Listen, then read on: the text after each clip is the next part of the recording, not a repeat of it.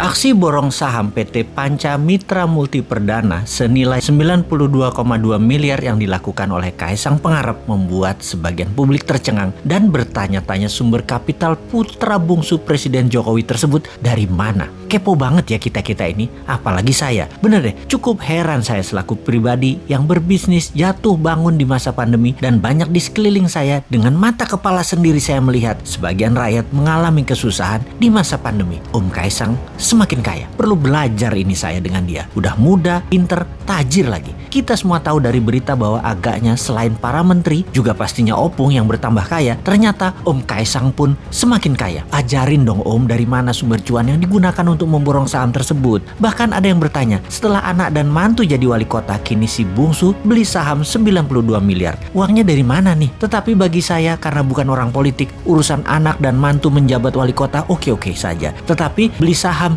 92 miliar, ngeces juga gua. Strategi bisnisnya pinter nih Om Kaisang dengan memborong saham PT Panca Mitra Multi Perdana, sebuah perusahaan yang memproduksi makanan beku berbasis udang. Total saham yang dibeli Om Kaisang Pangarep yakni sekitar 188,24 juta lembar saham atau sekitar 8% dari total keseluruhan saham yang ditempatkan di perseroan atau senilai 92,2 miliar. Kaisang membeli saham PT Panca Mitra Multi Perdana melalui perusahaan miliknya PT Harapan Bangsa Kita atau yang lebih dikenal dengan GK Hebat. Oke lah, selamat buat Om Kaisang yang dengan pintar memutar uangnya di banyak bidang. Mudah-mudahan pemodal yang memodali bukan mereka yang cari selamat dari kejaran hukum karena membakar hutang ya. Sekali lagi, kita ingin kepastian aja. Yang modali usaha Om Kaisang janganlah merupakan siasat perusahaan pembakar hutan untuk lolos dari jeratan hukum. Jangan ya Om. Oke lah, sekali lagi, Om sudah besar, sudah dewasa. Ayahmu presiden tak tercela dan tak ternoda. Dicintai 65% rakyat dalam 2 kali pilpres. Nama besar ayahanda jangan sampai tercoreng libido punya uang lebih dengan mudah. Sejarah panjang di Indonesia anak presiden yang berkiprah macam-macam